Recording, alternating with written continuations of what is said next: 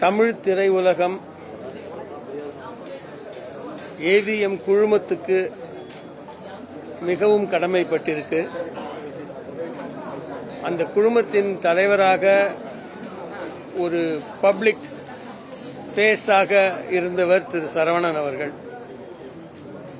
என்னை பொறுத்தவரை ஒரு வழிகாட்டி, ஒரு நல்ல நண்பர் மறைந்தார். அவர் ஆன்மா சாந்தி அடைய எல்லாம் வல்ல இறைவனை பிரார்த்திக்கிறேன். ரொம்பவுமே பணிவு அப்படிங்கிற ஒரு வார்த்தைக்கு உதாரணம்னா அவர்தான். யாரு அது என்ன போல ஒரு நடிகரா இருக்கலாம், இல்ல சூப்பர் ஸ்டார் ரஜினி சாரா இருக்கலாம். அவர் ரூமுக்கு யார் வந்தாலும் உட்கார்ந்திருந்த அவருடைய இருக்கையிலிருந்து வந்து உட்காருங்கன்னு சொல்ல மாட்டார். வந்து எழுந்து நின்று வணக்கம் சொல்லிட்டு தான் நம்மளை உட்கார வச்சுட்டு தான் அவர் உட்காருவார். அந்த அளவுக்கு அவர் ஒரு எல்லாருக்கும் ஒரு மரியாதை, சமத்துவம், இதெல்லாம் அவர் ஒரு வாழ்க்கை முறையாக அவர் கையாண்டார். அதனால உலகத்தை பொறுத்தவரை ஒரு நல்ல மனிதரை இழந்துவிட்டது.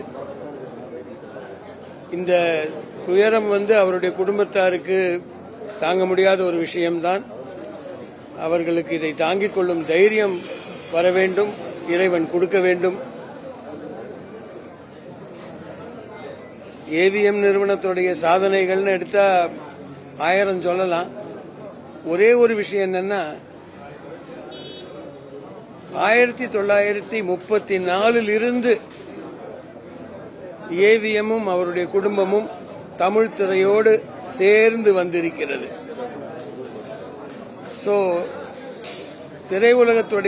தமிழ் திரையுலகத்துடைய லைஃப் அப்படின்னு எடுத்து 100ன்னா அந்த 100ல 85 வருஷம் இவங்க நம்ம கூட இருந்திருக்காங்க.